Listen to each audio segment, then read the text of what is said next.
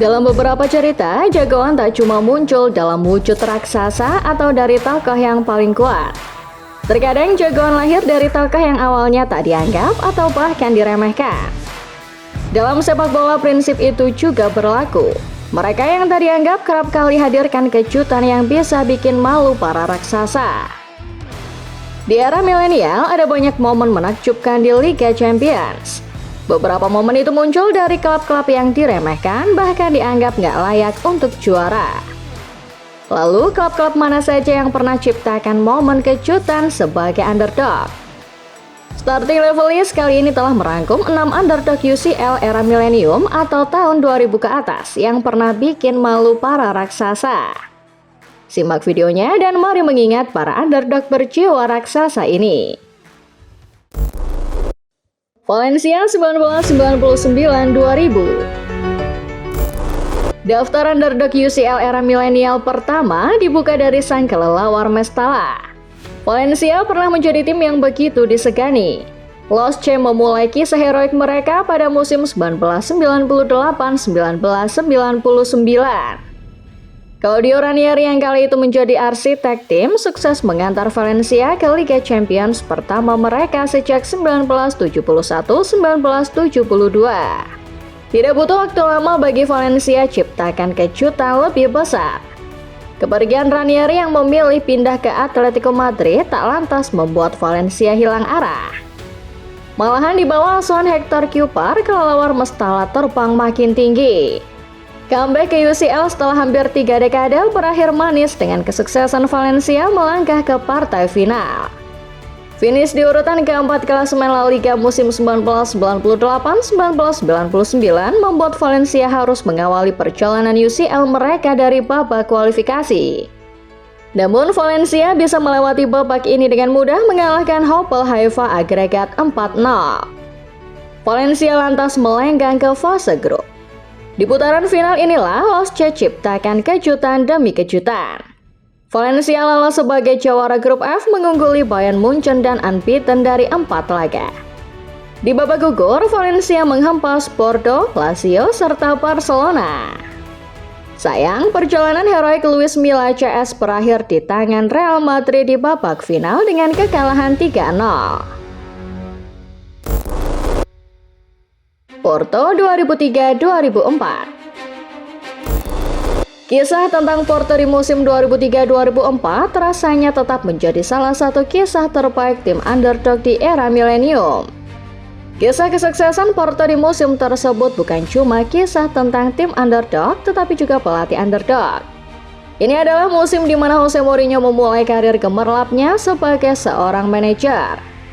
Mourinho kali itu adalah pelatih yang masih minim pengalaman. Pria yang pernah menjadi asisten Luis van Gaal itu cuma pernah menangani Benfica dan União de Leiria. Namun hanya dalam waktu 2 musim, Mourinho berhasil mengubah Porto menjadi juara UCL. Bahkan di musim perdananya, Mourinho sejatinya sudah berhasil persembahkan treble untuk Porto. Musim 2003-2004 memang musim yang anomali, karena banyak raksasa bertumbangan di UCL. Porto yang lulus ke babak gugur sebagai runner-up grup F termasuk salah satu kuda hitam kala itu.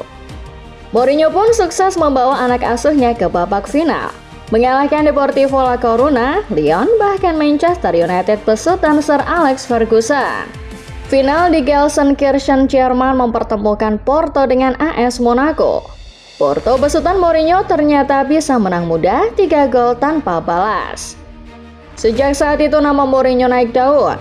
Ia kemudian pindah ke Chelsea dan kisah kesuksesan Porto di musim 2003-2004 ini tetap dikenang sebagai salah satu kisah underdog terbaik dalam sejarah UCL. Deportivo La Coruna 2003-2004. Seperti yang sudah disinggung, musim 2003-2004 kompetisi Liga Champions memang menghadirkan banyak kejutan. Selain Porto, Deportivo La Coruna rasanya layak juga mendapat apresiasi. Mungkin kalau Deportivo tidak bertemu Porto lebih awal, bisa jadi mereka akan melangkah ke final. Deportivo memang sempat menjadi salah satu raksasa La Liga yang menakutkan. Pada musim 1999-2000, mereka berhasil menjuarai La Liga dan menobatkan diri sebagai salah satu raksasa di kompetisi kasta tertinggi Spanyol.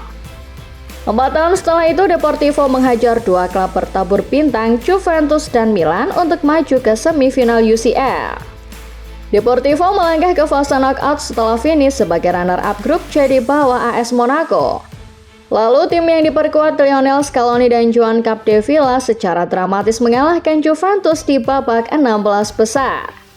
Yang paling legendaris, Deportivo mengalahkan tim bertabur bintang Milan 4-0 di Estadio Riazor setelah dihajar 4-1 di San Siro. Setelah menaklukkan 2 raksasa terhebat pada masanya, tim asuhan Javier Irureta dijagokan paling tidak untuk maju di babak final. Sayangnya, langkah mereka terhenti di tangan Porto. Skuad asuhan Mourinho memberikan perlawanan sengit dan akhirnya lolos dramatis lewat gol sematawayang Derle di Riazor. Chelsea 2011-2012. Kesuksesan Porto di tangan Jose Mourinho bisa jadi salah satu kisah heroik. Tapi bicara soal cerita dan drama dari para underdog, tak lengkap rasanya apabila tak membahas cerita Chelsea di musim 2011-2012. The Blues memang sudah menjadi raksasa Inggris kala itu. Namun untuk ukuran tim yang sedang morak-marik dan belum pernah memenangkan UCL, Chelsea tak dijagokan. Pasukan London Biru baru saja berpisah dengan pelatih Andre Villas-Boas. Roberto Di Matteo maju menggantikan FVB tepat pada 12 Maret 2012. Tapi siapa sangka di bawah polesan sang pelatih sementara Chelsea mengganas. Didier Drogba menggasak semua lawan di UCL untuk sampai di partai puncak di Munich. Setelah menaklukkan Napoli dan Benfica di babak gugur, Chelsea berhasil menyingkirkan Barcelona. Padahal Barcelona kali itu adalah versi Barcelona paling mengerikan, mengingat Lionel Messi memasuki era paling produktifnya kala itu. Chelsea lolos dan menjadi tim non-unggulan karena lawan mereka adalah pemilik stadion final Bayern Munchen. Bayern memimpin lewat Thomas Müller, tetapi akhirnya tandukan Drogba memaksa laga berlanjut ke extra time. Laga berlanjut ke babak penalti dan lagi-lagi Drogba menjadi penentu kemenangan yang membungkam publik Allianz. Chelsea akhirnya dinobatkan sebagai juara Eropa meski di IPL Chelsea gagal menembus posisi 5 besar klasemen. AS Monaco 2016-2017. Salah satu misi Manchester City merekrut Pep Guardiola pada musim 2016-2017 adalah ingin memenangkan gelar Eropa. Tapi ucapan selamat datang yang diterima Pep ketika menangani City justru hadir dalam bentuk tim penuh kejutan AS Monaco. Monaco membuat Pep tersingkir di babak 16 besar. Monaco kali itu memang punya skuad muda yang menjanjikan. Di bawah Leonardo Jardim, Monaco dihuni sejumlah bintang berbakat seperti Daniel Subasic, Radamel Falcao, Joao Moutinho, Fabinho, serta Kylian Mbappe. Monaco lolos sebagai juara grup E untuk lolos dramatis melawan City di babak 16 besar via away goals. Monaco dipermak City 5-3, tetapi kemenangan 3-1 di Stade Louis II membawa mereka ke perempat final. Mbappe CS masih menebar kejutan dengan menyingkirkan Dortmund agregat 6-3 di babak ini. Sampai akhirnya langkah mereka harus terhenti di babak semifinal. 2 gol Gonzalo Higuain membuat Monaco kehilangan 1 kaki ketika melakoni laga semifinal leg pertama di Turin. Di Stade Louis II, Monaco coba merajut asa. Sayangnya, skuad Leonardo Jardim masih belum bisa mengimbangi Juve dan akhirnya kembali tumbang 2-1 dan harus angkat koper. Ajax 2018-2019. Ajax memang menyandang status sebagai salah satu klub raksasa Eropa. Di UCL, status mereka juga tak boleh diremehkan. Klub asal Belanda ini adalah pemilik 4 gelar Liga Champions. Akan tetapi, sejak keberhasilan menjuarai turnamen ini terakhir kali pada tahun 1995, Ajax kehilangan tajinya. Pada musim 2018-2019, Ajax diberkahi generasi emas. Modal berharga ini pun sukses dimanfaatkan Erik ten Hag untuk membangun tim bermental juara. Siapa sangka Ajax menebar sensasi di musim tersebut. Selain merengkuh 2 gelar domestik, yakni Eredivisie dan KNVB Cup, Ajax juga sukses melangkahkan kakinya ke semifinal UCL.